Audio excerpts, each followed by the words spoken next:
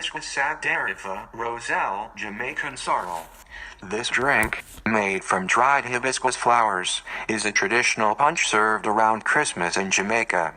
It's tart and tangy and mixes up to a stunning shade of deep magenta.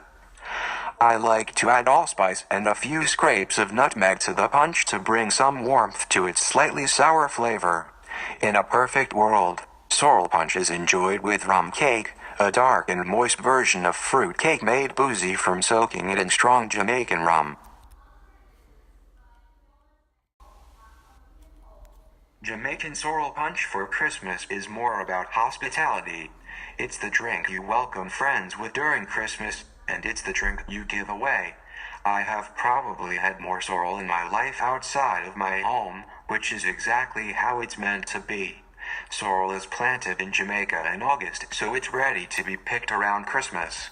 Today you can find dried sorrel, sometimes labeled as hibiscus, in West Indian grocery stores and some Latino markets.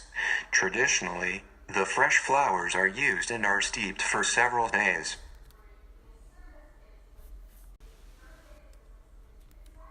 It's easier to procure dried hibiscus these days, and even easier to prepare sorrel by steeping the dried leaves in boiling water along with cloves and lots of fresh ginger.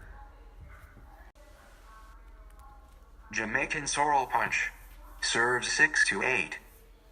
8 cups. Water. 6 ounces.